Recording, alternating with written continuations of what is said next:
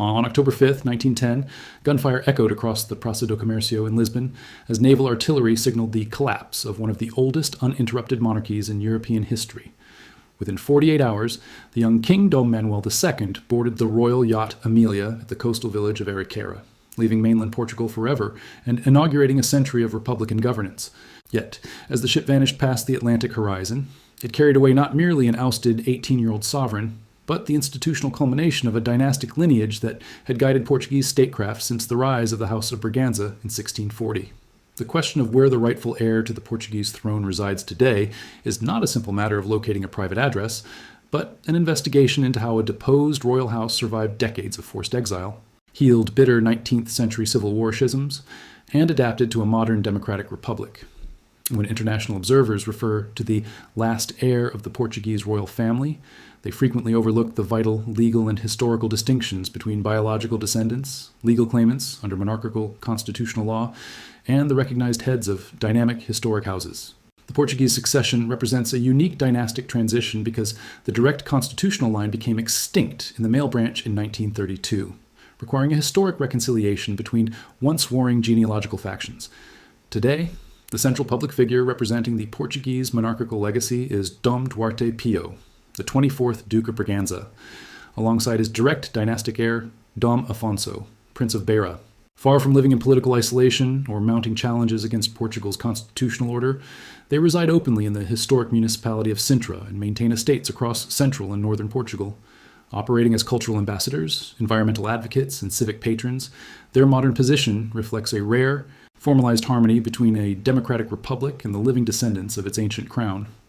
The collapse of the Portuguese monarchy in October 1910 was the culmination of structural decay, economic strain, and escalating ideological conflict. For decades, the constitutional system had been paralyzed by rotation politics, rotativismo, where alternating liberal and conservative factions failed to address rising urbanization, financial deficits, and deep-seated social discontent. The Crown, intended to act as a moderating power, found itself increasingly dragged into partisan warfare, rendering it vulnerable to aggressive anti-monarchist campaigns.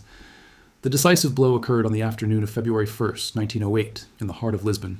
While returning from the royal retreat of Vila Viçosa in an open carriage through the Terreiro do Paço, King Dom Carlos III and his heir apparent, Dom Luís Filipe, Prince Royal of Portugal, were systematically ambushed and shot dead by armed militants belonging to the radical Carbonaria. This violent double regicide shocked Europe and thrust the king's 19-year-old surviving son, Dom Manuel, Duke of Beja, onto a fractured throne as King Dom Manuel II. Manuel II ascended without the political preparation or institutional leverage required to steady a crumbling regime. In a desperate attempt to restore equilibrium, the young monarch appointed administrative coalitions and sought national reconciliation through a policy known as the Política de Acalmação. However, granting amnesties and attempting to appease Republican factions did not halt the momentum of the revolutionary underground, which exploited political leniency to infiltrate key military garrisons. The final rupture began in the early hours of October 3, 1910, when coordinated military and naval mutinies broke out across Lisbon. Insurgent naval warships anchored in the Tagus River opened fire on the Palace of Necessidades, where Manuel II remained isolated with only a handful of loyalist guards. Rather than ordering an all-out civil confrontation in the crowded capital, the king withdrew northward to Mafra, hoping to rally loyalist regiments stationed outside the city. When regional garrisons failed to mobilize and communication lines were severed, royal advisors convinced the young sovereign to make for the coastal village of Ericeira. On October 5, 1910, the royal family boarded the fishing vessel Bomfim to reach the waiting royal yacht Amelia. Manuel intended to sail for Porto to organize a northern counteroffensive, but under mounting maritime pressure and changing naval orders, the vessel redirected toward the British territory of Gibraltar. The provisional government in Lisbon wasted no time dismantling the centuries-old monarchical framework. On October 15, 1910, the nascent First Portuguese Republic enacted the rigorous law of banishment, Lei do Banimento. The statute declared the perpetual expulsion of the royal family, confiscated state-linked crown properties, and made any unauthorized return of dynastic members to Portuguese soil a punishable offense, formally severing the historic connection between the dynasty and the state. Granted political asylum by the United Kingdom, King Manuel II established his permanent residence at Fulwell Park in Twickenham. Instead of actively organizing armed rebellions or financing insurgent operations, the deposed monarch dedicated his exile to academic pursuits.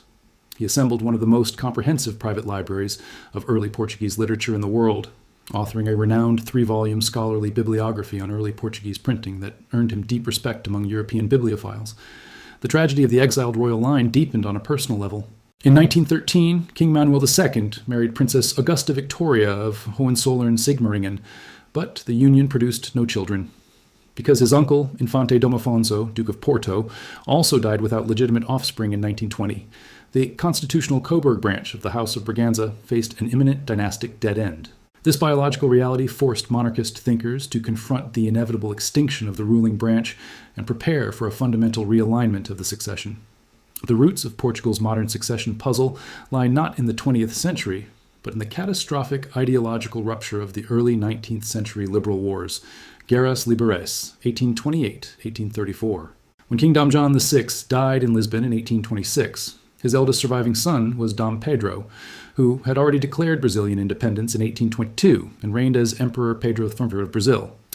Pedro briefly assumed the Portuguese crown as King Dom Pedro IV, granted the kingdom a progressive constitutional charter, Carta Constitutional, and promptly abdicated the Portuguese throne in favor of his 7-year-old daughter, Dona Maria de Gloria, who became Queen Maria II. To safeguard dynastic continuity and maintain peace between divergent political factions, Pedro arranged for his younger brother, Dom Miguel, to act as regent in Lisbon and eventually marry the young queen once she came of age. However, this fragile political arrangement dissolved rapidly. Dom Miguel was championed by conservative aristocrats, traditionalist clergy, and anti-constitutional factions who vehemently opposed liberal parliamentarism, viewing imported constitutional models as an existential threat to Portugal's organic Catholic traditions. In 1828, backed by traditionalist assemblies, Cortes de Lisboa, Dom Miguel abolished the constitutional institutions, dissolved parliament, and had himself acclaimed absolute king of Portugal as Dom Miguel I. This power shift triggered a brutal civil war between the constitutional liberals, led by Pedro, who abdicated his Brazilian imperial throne in 1831 to personally command liberal forces in Europe, and the absolutist Miguelistas. The conflict devastated Portuguese infrastructure, polarized society, and tore the royal family into bitter, competing camps. The war concluded in May 1834 with the decisive victory of the liberal forces and the signing of the Convention of Ivora-Monte. Under the terms of the capitulation, Dom Miguel surrendered his claims to the government, agreed to perpetual exile from the Iberian Peninsula, and promised never to interfere in the kingdom's political affairs. Shortly after reaching Genoa, however, Miguel issued a formal protest asserting that the surrender had been signed under military coercion, thereby invalidating his renunciation in the eyes of his staunch supporters. In direct response to Miguel's defiance, the victorious Liberal Parliament enacted retaliatory legislation, codified as the Law of Prescription, Lei de Proscrição, on December 19, 1834. This severe statute stripped Dom Miguel and all his legitimate descendants of their royal status, confiscated their private estates within Portugal, and declared that no member of the Miguelista branch could ever return to Portuguese territory or hold hereditary rights to the crown. Back in Lisbon, Queen Maria II was reaffirmed as constitutional sovereign. In 1836, she married Prince Ferdinand of Saxe, Coburg, and Gotha, founding the constitutional branch known as the House of Braganza, Saxe, Coburg, and Gotha. This ruling branch embraced constitutional monarchy, parliamentarism, and modern liberal administration, holding the physical throne in Lisbon through successive reigns, including those of Pedro V, Louis I, Carlos the Muir, and Manuel II, until the 1910 Republican Revolution. Meanwhile, the banished Dom Miguel settled in Austria and later in Bronnbach, Germany, living as a guest of Catholic European nobility. In 1851, he married Princess Adelaide of Lowenstein-Wertheim-Rosenberg, establishing the exiled Miguelista branch. This exiled line proved remarkably prolific, arranging prestigious marriages across European royal dynasties, including the ruling houses of Austria, Luxembourg, Liechtenstein, and Bavaria, which kept the Miguelista royal claims alive and internationally recognized in conservative royalist circles. For nearly a century, two distinct and mutually hostile royal houses claimed the legitimate historical heritage of Portugal, the reigning constitutional line in Lisbon, and the exiled traditionalist line in Central Europe. The constitutional branch suffered tragic early deaths and a steadily shrinking pool of male heirs, while the Miguelista line preserved robust male line descent. This demographic reality ensured that when the constitutional line approached biological extinction in the 1920s, the only direct, agnatic, male line descendants of the House of Braganza were the direct offspring of the banished Dom Miguel. As King Dom Manuel II lived quietly at Fulwell Park during the 1910s and 1920s, the reality of his childless marriage cast an existential shadow over the Portuguese monarchist movement. Following the 1920 death of his childless uncle, Infante Dom Afonso, it became mathematically and biologically certain that the constitutional male line would terminate entirely with Manuel's own death. Without a living male heir from the constitutional Coburg line, monarchist strategists realized that perpetuating the 19th century Civil War schism in exile would guarantee the permanent extinction of the dynasty.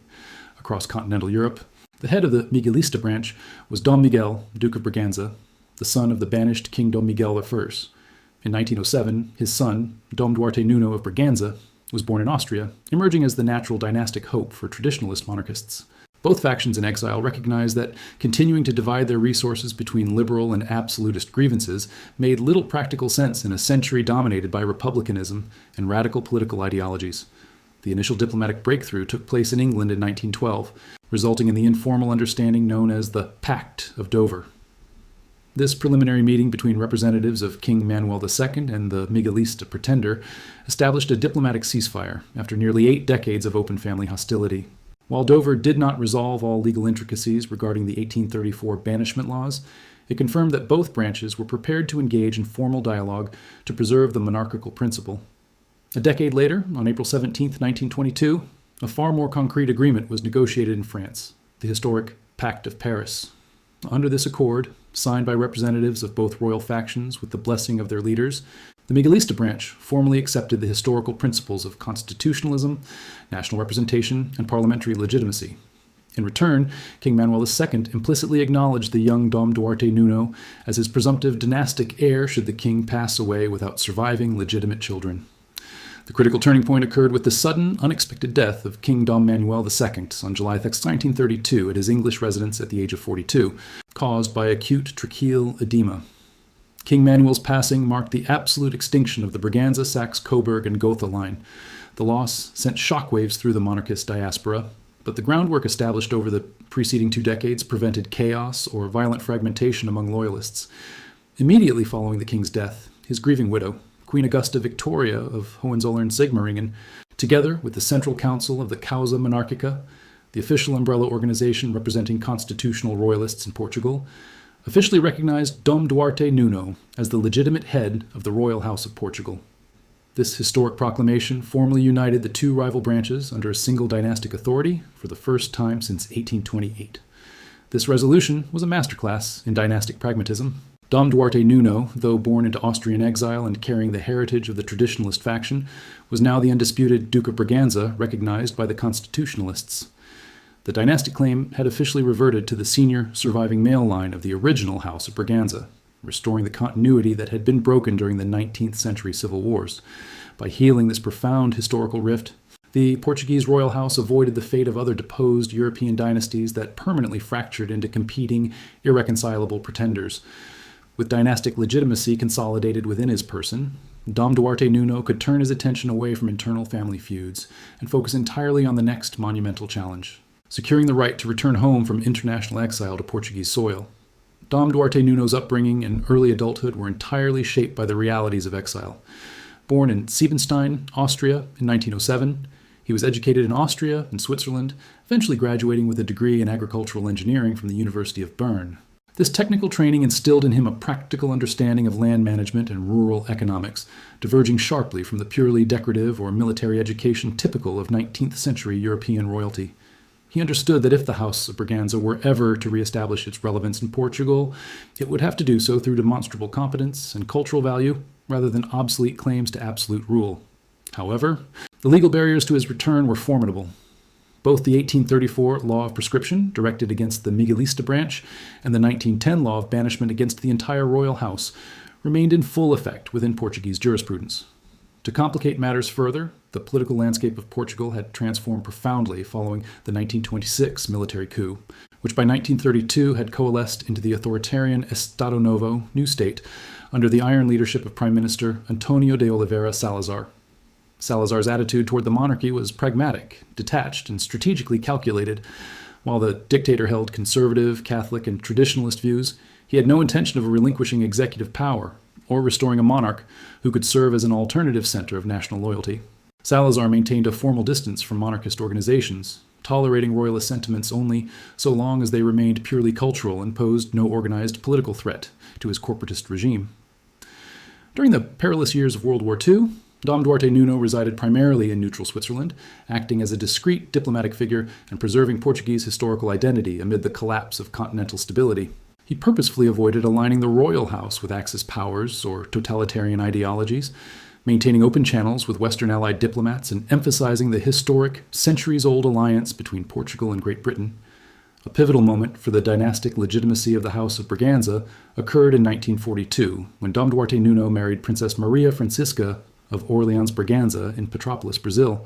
This matrimonial union carried immense symbolic weight across the Lusophone world. Princess Maria Francisca was a direct great-granddaughter of Emperor Pedro II of Brazil and a direct descendant of King Dom Pedro IV of Portugal. Through this single marriage, the biological lines of the liberal constitutional faction and the Miguelista branch were literally fused, dissolving any lingering genealogical doubts regarding the unity of the royal house. On May 15, 1945, in the Swiss city of Bern, Princess Maria Francisca gave birth to their firstborn son and heir, Dom Duarte Pio of Braganza. The birth of a healthy male heir outside the borders of Portugal renewed public and diplomatic pressure on the Salazar administration to resolve the prolonged status of dynastic exile. Leading Portuguese intellectuals, writers, and jurists began openly advocating for the abolition of the punitive laws, arguing that a modern European nation had no justification for maintaining generational bans on its own historical figures. The decisive legal breakthrough arrived in May 1950, when the Portuguese National Assembly formally voted to repeal the historic laws of banishment and proscription. After more than a century of mandatory exile for the Miguelista line and 4 decades for the wider dynasty, the members of the House of Braganza were legally permitted to re-enter Portuguese territory as recognized Portuguese citizens, with full civil rights and the ability to acquire property. In 1952, Dom Duarte Nuno and his family finally returned to Portuguese soil, establishing their primary residence first in northern Portugal and later in the Lisbon region. The Duke deliberately adopted a discreet, nonpartisan posture, focusing on the restoration of historic family properties, cultural foundations, and rural community development. By returning peacefully without demanding the immediate restoration of political power, Dom Duarte Nuno ensured the permanent reintegration of the royal house into the social fabric of 20th century Portugal. Born in Bern, Switzerland, in May 1945, Dom Duarte Pio spent his early childhood immersed in the reality of post-war European reconstruction before his family's return to Portugal in 1952. His parents, Dom Duarte Nuno and Princess Maria Francisca, were acutely aware that raising a royal heir in the 20th century required a balance of classical discipline, national immersion, and modern technical capability. Rather than being educated in sheltered aristocratic isolation, Duarte Pio was enrolled in Portuguese educational institutions, where he was exposed directly to the social, cultural, and political dynamics of his homeland. His secondary education took place at the prestigious Colégio Militar in Lisbon, an institution renowned for its rigorous academic curriculum and emphasis on civic duty, leadership, and physical discipline. This formative military schooling grounded the young heir in Portuguese history and institutional values, allowing him to build lifelong connections with future leaders across various sectors of Portuguese society. Following his graduation, Duarte Pio chose to pursue practical sciences, enrolling at the Instituto Superior de Agronomia in Lisbon, and later furthering his studies in development economics at the University of Geneva. Between 1968 and 1971, at the height of the Portuguese colonial war in Africa, Dom Duarte Pio fulfilled his compulsory military service as a lieutenant in the Portuguese Air Force. Stationed primarily in Angola, he served as a transport and helicopter pilot, carrying out logistical, medical evacuation, and civic support missions across vast territories. This direct operational experience in Africa provided him with a first-hand perspective on the human cost of armed conflict and the complex social realities of the Portuguese overseas provinces during the final years of the colonial empire. During his deployment in Angola, Duarte Pio developed deep connections with local civilian and indigenous leaders, becoming convinced that the rigid colonial policies of the Estado Novo were both unsustainable and unjust. His vocal support for local Angolan self-determination and his association with reform-minded civic groups created severe friction with the authoritarian administration of Prime Minister Marcelo Caetano. Recognizing Duarte Pio's growing influence as a potential political liability, the regime abruptly ordered his reassignment back to mainland Portugal in the early 1970s. The pivotal transformation of modern Portugal arrived on April 25, 1974, with the Carnation Revolution, Revolução dos Cravos, which toppled the authoritarian regime and initiated a swift transition toward democratic governance and decolonization. Dom Duarte Pio welcomed the establishment of democracy, deliberately keeping the royal house aloof from reactionary counter-revolutionary movements. His composed and constructive attitude during this volatile transition reinforced the public perception of the House of Braganza as a stabilizing, nonpartisan cultural entity rather than a threat to democratic pluralism. On December 24, 1976, Dom Duarte Nuno passed away, and Dom Duarte Pio formally succeeded his father as the 24th Duke of Braganza and head of the Royal House of Portugal. Stepping into the role during the delicate formative years of the democratic Third Republic, Duarte Pio resolved to redefine royal representation for the modern era. He prioritized active cultural diplomacy, historical preservation, and environmental conservation, establishing foundations and working closely with municipal institutions across the country. One of Duarte Pio's most prominent international contributions was his sustained humanitarian and diplomatic advocacy for the people of East Timor. Following the 1975 Indonesian invasion and the subsequent decades of severe military occupation, the Duke of Braganza utilized his international royal and diplomatic contacts to keep the Timorese plight on the global agenda. He organized humanitarian relief efforts, lobbied foreign governments, and worked alongside Timorese independence leaders such as Zanana Gusmao and Bishop Carlos Bello, earning deep and enduring respect throughout the Lusophone world. Dom Duarte Pio's modern philosophy has centered on the belief that a historic royal house in a democratic republic must justify its existence through tangible service to society. Through his patronage of ecological initiatives, sustainable agriculture, and heritage foundations, he transformed his position from that of an obsolete political claimant into an active, respected civic figure. This pragmatic approach ensured that the House of Braganza remained a living, relevant symbol of national identity within a consolidated European democracy. For nearly 2 decades, following his succession as Duke of Braganza in 1976, Dom Duarte Pio remained one of Europe's most prominent bachelor heads of a historic royal house. While he dedicated this period to establishing cultural foundations, advocating for environmental causes, and leading diplomatic missions across the Lusophone world, the question of long-term dynastic continuity remained unresolved. The Portuguese public and international royal observers followed his personal life with keen interest, knowing that the permanent survival of the House of Braganza depended on securing a direct next-generation succession. The dynastic landscape shifted decisively on May 13, 1995, when Dom Duarte Pio married Dona Isabel Inés de Castro Curvelo de Heredia at the monumental monastery of the Hieronymus in Belém, Lisbon. Dona Isabel, a respected businesswoman with a background in asset management and a descendant of traditional Portuguese nobility, brought a dynamic, modern professionalism to the royal household. The choice of the Hieronymus Monastery, the architectural jewel of Portugal's age of discovery, underlined the profound historical symbolism of the event. The 1995 royal wedding evolved into a major cultural and social milestone for modern Portugal. Broadcast live on national television to millions of viewers, the ceremony drew the highest institutional leadership of the Portuguese state, including President of the Republic Mário Soares, Prime Minister Aníbal Cavaco Silva, cabinet ministers, and foreign heads of state. The attendance of reigning and non-reigning royal families from across Europe highlighted the broad international recognition enjoyed by the House of Braganza, while the warm public response in Lisbon demonstrated that the royal family was embraced as a unifying cultural symbol rather than a political threat to the Republic. The marriage established the contemporary generational line of the House of Braganza through the birth of 3 children, all born and raised in Lisbon. On March 25, 1996, the couple welcomed their firstborn son and direct dynastic heir, Dom Afonso de Santa Maria, Prince of Beira. He was followed by Dona Maria Francisca, Duchess of Coimbra, born on March 3, 1997, and Dom Denise, Duke of Porto, born on November 25, 1999, securing the family's direct agnatic lineage into the 21st century. The upbringing of the Braganza children reflected a deliberate strategy to balance historical tradition with contemporary civic reality. Rather than leading insular lives, the royal children were educated in Portuguese and international institutions, focusing on social sciences, law, and international relations. Dom Duarte Pio and Dona Isabel emphasized that modern royal heritage requires demonstrable utility, instilling in their children a strong ethic of public service, ecological responsibility, and community engagement.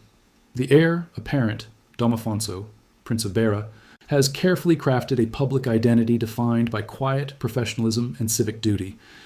In addition to his formal academic studies in international relations, Afonso undertook practical civic training by serving as a volunteer firefighter, Bombeiro Voluntario, in Lisbon, and participating in emergency response initiatives.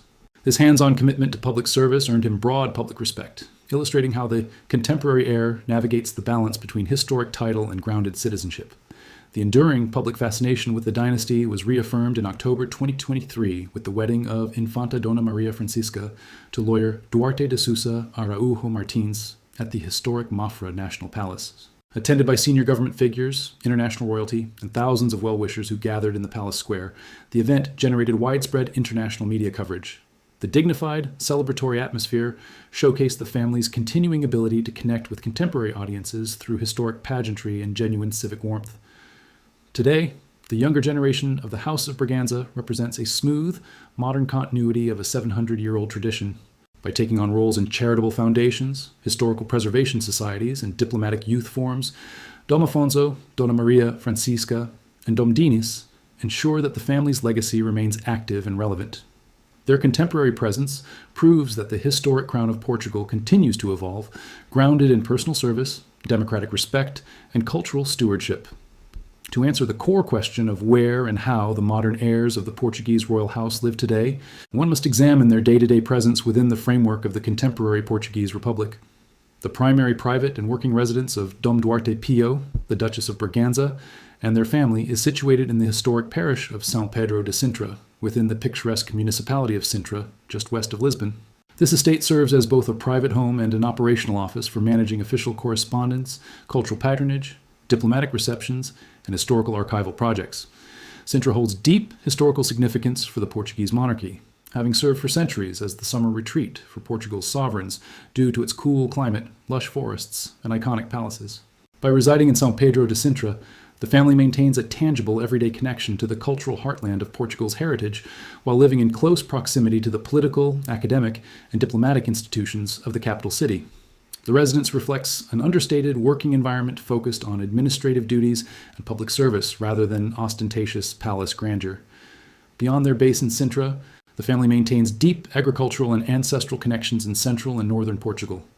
They spend considerable time at the historic Quinta de Santar, Casa das Fidalgas, located in the municipality of Nelas within the Dom Wine region in the district of Viseu. Here, Dom Duarte Pio actively manages agricultural production, woodland conservation, and high-quality viticulture, putting into regular practice his academic training in agronomy and rural development. The family also preserves strong symbolic and cultural ties to the northern Minho region, particularly the historic city of Guimarães, celebrated across the nation as the foundational cradle of Portuguese nationality. The Duke and his children are frequent guests of honor at regional festivals, civic anniversaries, and academic conferences throughout the north, reinforcing their historical bond with local communities, municipal leaders, and cultural associations across the country. From a constitutional and legal standpoint, the relationship between the Portuguese Republic and the House of Braganza is one of the most stable and mature among European republics. Although the Constitution of the Portuguese Republic does not recognize hereditary titles of nobility or grant political authority to former dynasties, the Portuguese state treats the Duke of Braganza with formal respect and institutional courtesy, recognizing the unique historical position of the royal house.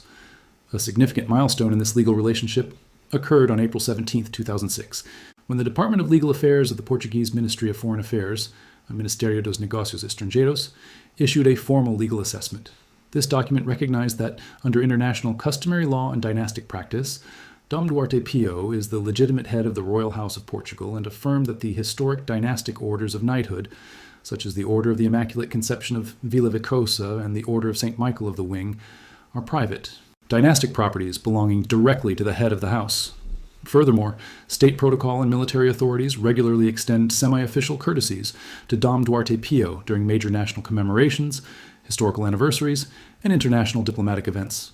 Rather than creating political friction, successive presidents and prime ministers of the Democratic Republic have maintained open channels of dialogue and mutual respect with the Duke, frequently engaging with his humanitarian and cultural initiatives across the Portuguese-speaking world. The vast material and artistic heritage of the dynasty is preserved largely through the Fundação da Casa de Bragança, an independent cultural foundation established under the last will and testament of King Dom Manuel II.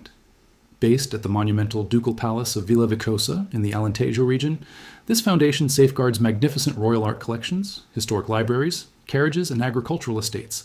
This institutional arrangement ensures that the royal legacy remains fully integrated into national life, preserved for the cultural enrichment and historical education of the entire Portuguese public.